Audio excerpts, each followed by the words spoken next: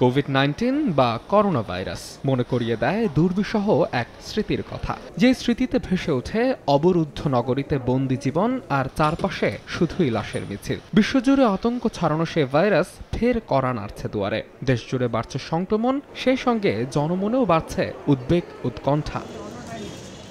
পরিস্থিতি মোকাবেলায় 14 জুনের মধ্যেই সব হাসপাতালে চালু হওয়ার কথা করোনা কর্নার, তবে তা এখনো চালু হয়নি সব হাসপাতালে। এ যেমন মুগদা মেডিকেলে করোনা কর্নারের জন্য ঠিক হয়নি নির্ধারিত জায়গা।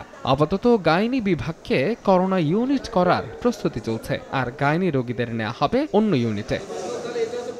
করোনা কর্নার চালু হয়নি তা মানতে নারাজ এই হাসপাতালের উপপরিচালক। তার দাবি, করোনা রোগীকে সেবা দিতে তারা প্রস্তুত। রোগী আসলে আমরা তাৎক্ষণিক সেবা দিতে পারবো, সেটা মানে বেড রেডি হয়নি, সব রেডি আছে। হ্যাঁ, বেডও রেডি আছে, জাস্ট না ওটা গাইনি না, ওটা আইসোলেটেড ওয়ার্ড। আমরা সাময়িকভাবে গাইনি ওয়ার্ডকে দিয়েছিলাম।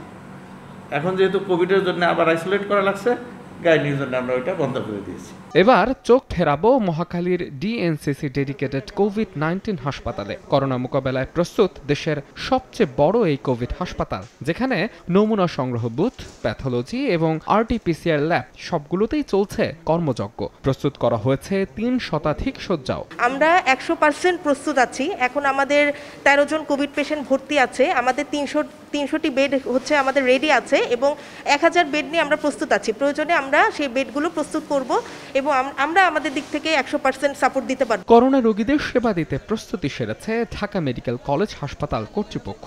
রোগী ম্যানেজমেন্টের জন্য আমরা ইনিশিয়ালি একটা কর্নার সিলেক্ট করেছি।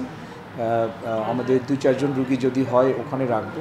এরপরের আমাদের স্টেপ হচ্ছে আমাদের যে একটা আইসোলেশন ওয়ার্ড আছে, সেখানে যদিও এখন অন্য রোগীরা থাকে, ওইটা আমরা ভ্যাকেন্ট করে আমরা ওখানে করোনা রোগী রাখবো।